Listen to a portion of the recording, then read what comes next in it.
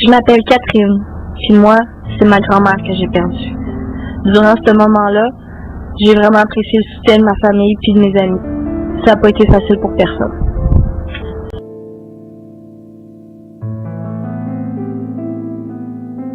Je m'appelle Stéphane. J'ai perdu mon cousin Julien, mon ami, mon frère. C'est difficile à accepter de perdre un ami à l'âge de 33 ans seulement, qui vient d'avoir 2 enfants. Heureusement, j'avais ma famille, j'avais mes amis qui m'ont supporté. Je sais pas ce que j'aurais fait si j'avais pas eu cette aide-là.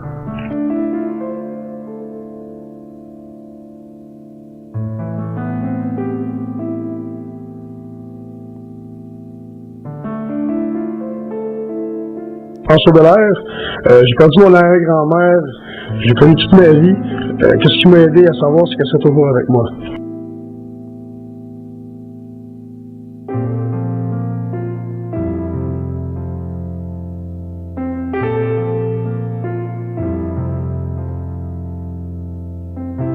Bonjour, je m'appelle Joe, and this is my son Emil.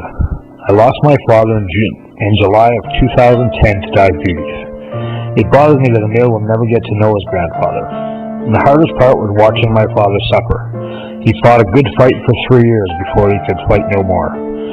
For me, knowing that it was coming and that he was no longer in pain made his death easier to deal with.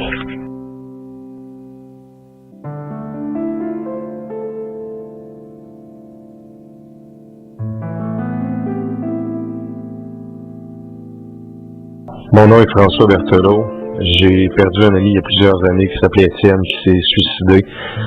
Je dirais que sur le coup, j'ai été extrêmement choqué de son geste. Ça a été difficile à accepter qu'il nous ait quittés comme ça, si rapidement, puis sans prévenir. Après la frustration que j'ai vécue, je me suis senti coupable moi-même de ne pas avoir vu venir le coup.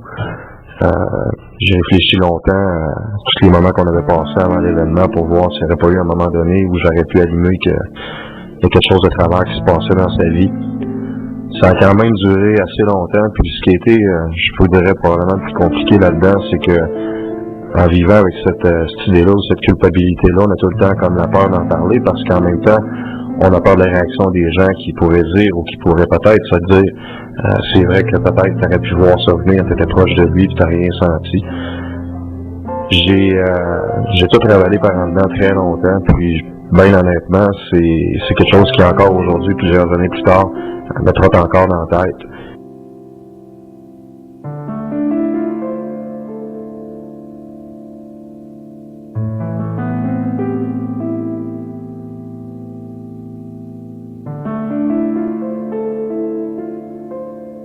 Mon nom c'est Véronique.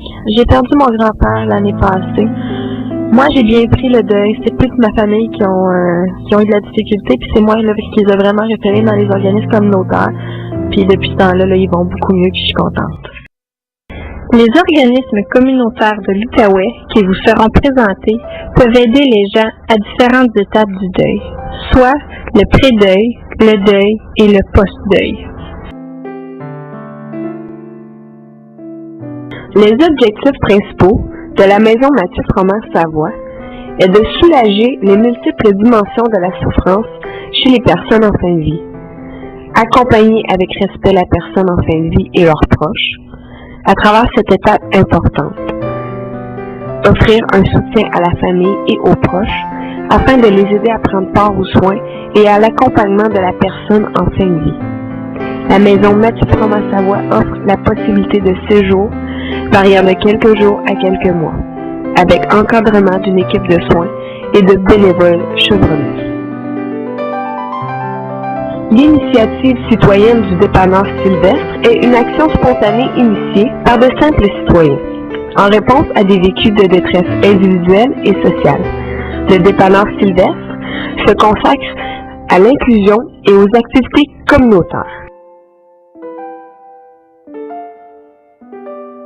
Le Centre d'aide 24/7 offre aux personnes et à leurs proches qui vivent une situation de crise et de détresse des services d'accueil, d'aide et de soutien et d'accompagnement visant à désamorcer une crise et à amorcer un processus de résolution de problèmes. Ce service d'intervention est offert gratuitement et confidentiel 24 heures par 7 jours par semaine.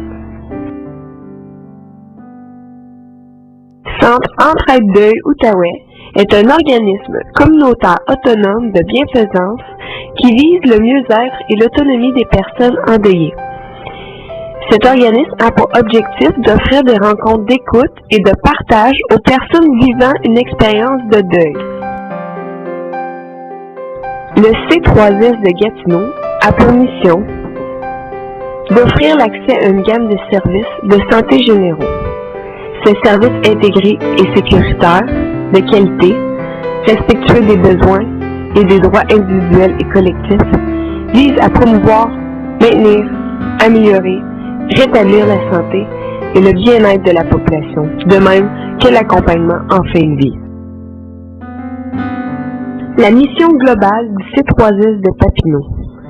Les responsabilités d'un C3S sont de promouvoir la santé et le bien-être, évaluer et diriger les personnes et leurs proches vers les services requis et de prendre en charge, accompagner et soutenir les personnes vulnérables. Pour briser l'isolement, il faut en parler.